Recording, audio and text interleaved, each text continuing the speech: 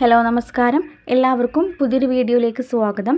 സർക്കാരിൻ്റെ സാമൂഹിക സുരക്ഷാ പെൻഷൻ പദ്ധതിയുമായി ബന്ധപ്പെട്ട ഏറ്റവും പുതിയ അറിയിപ്പാണ് ഇന്ന് നിങ്ങളുമായി ഷെയർ ചെയ്യുന്നത്.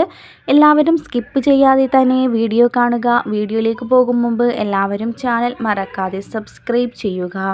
2025 ജനുവരി മാസം ഗുണഭോക്താക്കൾക്ക് കൂടുതൽ ആനുകൂല്യങ്ങളാണ് എത്തിച്ചേരുന്നത്. അതിൻ്റെ ഭാഗമായി ഒരു ഗഡു പെൻഷൻ വിതരണമാണ് നടക്കാൻ പോകുന്നത്. ഇതിനായി 850 കോടി രൂപ അനുവദിക്കണമെന്ന് ധനമന്ത്രി KN ബാലഗോപാൽ വ്യക്തമാക്കി. അതുപോലെ തന്നെ ക്രിസ്മസ്, ന്യൂ ഇയർ എന്നിവയോടനുബന്ധിച്ച് വിതരണം ചെയ്യുമെന്ന് പറഞ്ഞിട്ടുള്ള 1600 രൂപയുടെ വിതരണം പുരോഗമിക്കുകയാണ്. ബാങ്ക് അക്കൗണ്ടിൽ തുക സ്വീകരിക്കുന്ന 27 ലക്ഷം വരുന്ന പെൻഷൻ ഗുണഭോക്താക്കൾക്കും തുക ലഭിച്ചിട്ടുണ്ട്. എത്തിച്ചേരാത്തവർക്ക് ഉടനെ തന്നെ വരും ദിവസങ്ങളിലായി എത്തിച്ചേരും. കൈകളിൽ തുക സ്വീകരിക്കുന്ന ആളുകൾക്ക് കൈകളിൽ തുക സ്വീകരിക്കുന്ന പെൻഷൻ ഗുണഭോക്താക്കൾക്കുള്ള വിതരണം പുരോഗമിക്കുകയാണ്. സഹകരണ സംഘം ഉദ്യോഗസ്ഥർ വീടുകളിലെത്തി പെൻഷൻ കൈമാറുന്നുണ്ട്. അതോടൊപ്പം തന്നെ ജനുവരി മാസത്തിലെ തനത് പെൻഷനോടൊപ്പം ഒരു ഗഡു പെൻഷൻ കുടിശ്ശിക കൂടി വിതരണം ചെയ്യും.